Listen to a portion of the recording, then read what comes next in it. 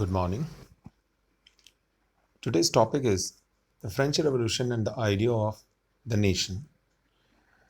The first clear expression of nationalism came with the French Revolution in 1789.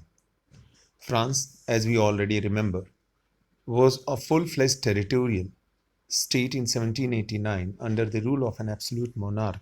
The political and constitutional changes that came in the wake of the French Revolution led to the transfer of sovereignty from the monarchy to a body of French citizens. The revolution proclaimed that it was the people who would henceforth constitute the nation and shape its destiny.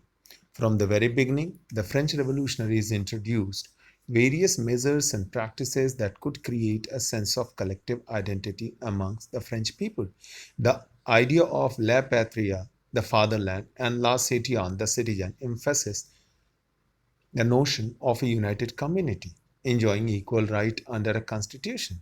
A new French flag, a tricolor, was chosen to replace the former royal standard. The States General was elected by the body of active citizens and renamed the National Assembly.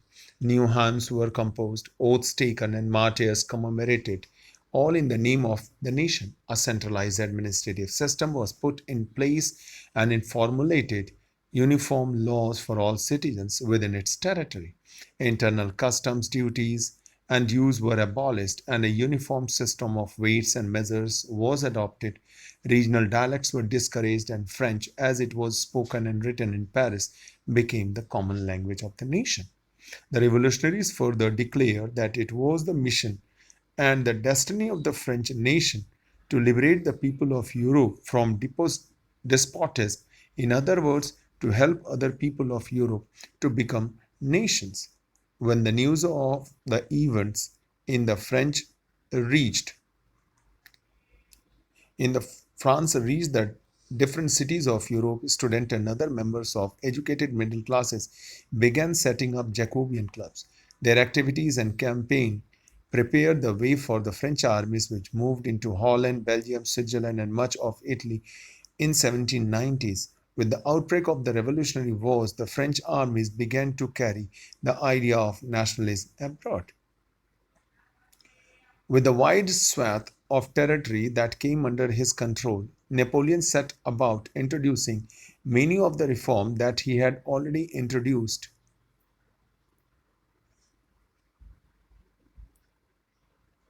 in France. Though a return of monarchy, Napoleon had no doubt destroyed democracy in France, but in the administrative field, he had incorporated revolutionary principles in order to make the whole system more rational and efficient. The Civil Code of 1804, usually known as the Napoleonic Code, did away with all privileges based on birth, established equality before the law, and secured the right to property. This code was exported to the regions under French control. In the Dutch Republic, in Switzerland, in Italy, and Germany, Napoleon simplified administrative divisions, abolished the feudal system, and freed peasants from serfdom and manorial dues. In the towns, too, guild restrictions were removed, transport and communication systems were improved. Peasants, artisan, worker, and new businessmen enjoyed a newfound freedom.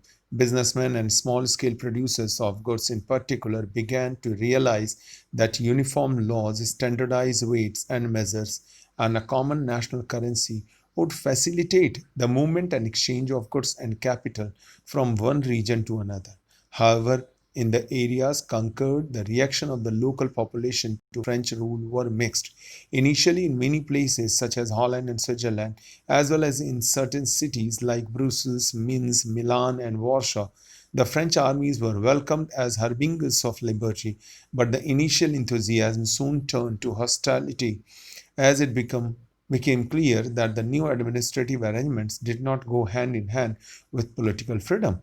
Increased taxation, censorship, forced conscription into the French armies required to conquer the rest of Europe all seemed to outweigh the advantages of the administrative changes. Now, in this particular topic, we are only talking and discussing about the French Revolution and what happened after that when Napoleon controlled France. We already know When France sneezes, rest of the Europe catches cold. Now, the same thing happened in France also in 1789 after the French Revolution. The monarchy was overthrown and rest of the country became not perfect democracy but nearly a democracy. There, women were not having adult franchise. Many of the people, those who are paying less than 3 franc of tax, were not allowed to give their vote. They were not in a position to cast their vote.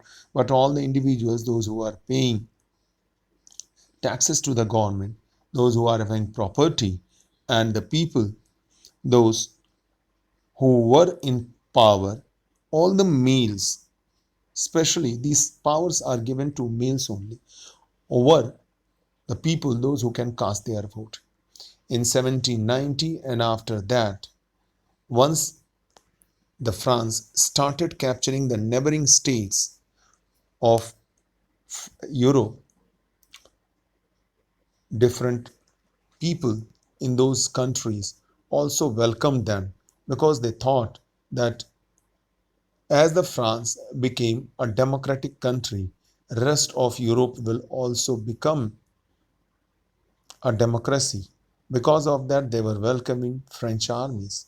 Napoleon in 1804 introduced some civil codes, which is also known as Napoleonic Code or Civil Code of 1804, in which he took away all the privileges given to individuals on the basis of birth to have equality before the law and secure the right to property. All these were taken out. The code also exported to the different regions of France controlled areas all over the world. In the Dutch Republic, in Switzerland, in Italy, and Germany, Napoleon simplified administrative divisions. He also abolished all the feudal system and freed peasants from serfdom and manorial dues, whatsoever the dues that were to be paid to the feudal lords were done away with.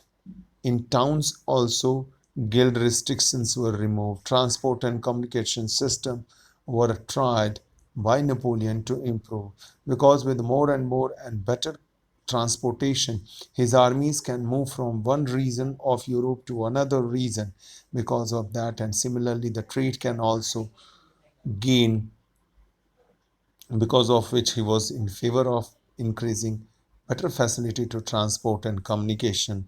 Peasant, artisan, workers, and the new businessmen, they enjoyed also this freedom. And this was going on. But initially, the French and the French army were welcomed in Holland, Switzerland, some of the cities like Brussels, Milan, Minsk, Warsaw. But later on, those people, they find it out that the French army is going to remain there and they had captured their country.